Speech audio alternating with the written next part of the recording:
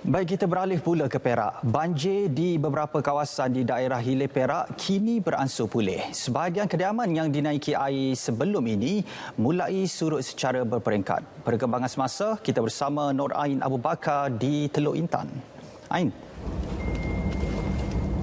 Azam, kalau sebelah tengah hari tadi saya berkongsi dengan anda semua mengenai keadaan semasa pasca banjir di daerah Mualim, dan ketika ini saya berpeluang menyertai pasukan bomba dan penyelamat negeri untuk melakukan tinjauan di atas bot di salah satu kawasan yang terjejas di daerah Hilir Perak ini, iaitu di Kampung Batu 7.5 Cangkat Jong. Dan untuk makluman, di sini saja terdapat sebanyak 27 rumah yang terlibat. Jadi bersama dengan saya ketika ini juga melakukan tinjauan iaitu pengarah bomba negeri, iaitu Encik Azmi Osman. Assalamualaikum Encik Azmi. Waalaikumsalam warahmatullahi wabarakatuh. Apa khabar semua?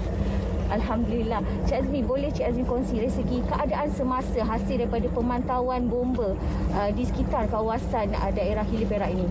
So, berdasarkan kepada pemantauan yang dilakukan oleh pegawai-pegawai saya di Balai Bomba dan Penyelamat Teluk Intan, kita dapati bahawa trend air semakin menurun. Ini ekoran daripada dalam sehari dua ini bahawa hujan tidak turun. Walau macam mana pun, proses pemantauan akan kita lakukan secara berkala. Kerana apa? Kerana kita takutkan kalau berlaku sesuatu hujan lebat akan menyebabkan paras air naik. Dan di samping itu juga akan kita memberikan satu keyakinan kepada masyarakat bahawa dalam kita menyalurkan maklumat-maklumat tentang perkembangan-perkembangan terkini berkaitan dengan kedudukan paras air. Jadi komitmen-komitmen seperti ini adalah perlu bagi memberikan atau membina keyakinan golongan masyarakat tentang aspek-aspek keselamatan mereka semasa mereka berada di rumah. Cik Azmi, kita tahu monsun timur laut akan dijangka akan berlaku pada 26 Disember ini. Jadi persediaan daripada pihak bomba sendiri bagaimana? Okey, berdasarkan kepada ramalan meteorologi dan juga ramalan yang dibuat oleh JPS mengatakan bahawa pada 26 atau 25 akan bermulanya monsun timur laut, yang mana terdapat di beberapa buah kawasan di Perak ini akan mengalami luruhan hujan yang lebat yang kemungkinan menyebabkan banjir. Ekoran daripada itu, sebagai sebuah pasukan penyelamat, sememangnya kita telah mengambil langkah berjaga-jaga dalam aspek tenaga manusia, dalam aspek aset untuk memberikan bantuan kepada masyarakat yang sememangnya memerlukan tenaga kita dalam proses pemindahan dan lain-lain juga yang berkaitan dengan aspek pasca selepas banjir.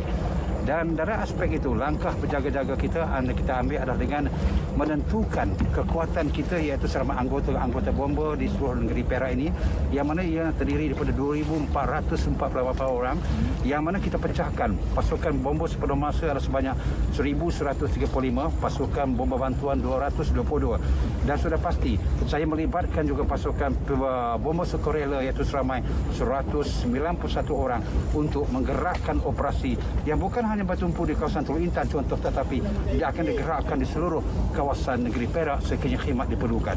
Di samping itu juga penyediaan kenderaan-kenderaan marine kita, di mana kita terdapat 58 kenderaan marine iaitu bot, dan dicampur dengan 5 bot daripada pasukan bomba sukarela, dan inilah yang akan kita kebelingkan, kita gunakan dalam menentukan orang kata pelaksanaan tugas yang lebih berasaskan kepada cepat dan efisien kepada golongan masyarakat. Dan di samping itu juga saya memangnya akui dalam kes-kes yang berkaitan dengan banjir ini, ada kalanya kita memerlukan lori yang mungkin yang bersaiz 6 tan, 5 tan dan 3 tan. Jadi kita ada 9 buah lori, tetapi saya yakin dengan koordinasi yang kita ambil dengan agensi-agensi kerajaan, persekutuan dan negeri Sungai Perak, ianya akan dapat membantu proses pelaksanaan penyelamatan ataupun penyampaian sebarang bantuan kepada masyarakat. Dan kita juga mempunyai kenderaan-kenderaan utility sebanyak lebih kurang 103, yang mana semua ini akan digunakan bukan hanya dalam proses penyelamatan, tetapi juga untuk proses bantuan-bantuan lain kepada golongan sasaran kita. Dan sudah pastinya sistem komunikasi kita akan kita kemaskan, yang mana kita akan telah pun memaklumkan kepada pihak Sapura supaya dia dapat menghantar mobile dia sekiranya alat komunikasi terputus. Jadi dengan adanya bantuan-bantuan ini, di samping sistem pencahayaan cukup penting kerana kita akan menjalankan operasi 24 jam non-stop sekiranya berlaku pada musim Tengkujuh ini. Kita tidak akan menghentikan pukul 7 atau 6 petang. Sebaliknya operasi kita adalah dalam tempoh 24 jam. maka itulah sistem pencahayaan ada perlukan. Jadi setakat ini kita mempunyai kekuatan sistem pencahayaan untuk kita guna pakaikan kepada anggota-anggota kita. Di samping itu juga kita telah menyusun satu konsep bantuan, iaitu proses bantuan daripada negeri-negeri yang mungkin tidak mengalami banjir. Sebagai contohnya daripada Pulau Pinang, mungkin daripada Kedah, ataupun mungkin daripada Selangor yang telah reda keadaannya. Sebagai contoh, kita negeri Perak juga telah menyalurkan 38 pegawai ke negeri Selangor dan Pahang di samping bot-bot untuk membantu keadaan di sana. Dan konsep yang sama akan kita aplikasikan sekiranya pada 26-27 berlaku bencana banjir di lokasi-lokasi yang tertentu. Baik, terima kasih Cik Azmi. Jadi saya kira setakat itu dulu. Semoga kepada keluarga yang terlibat dengan banjir ini tabah menghadapi ujian.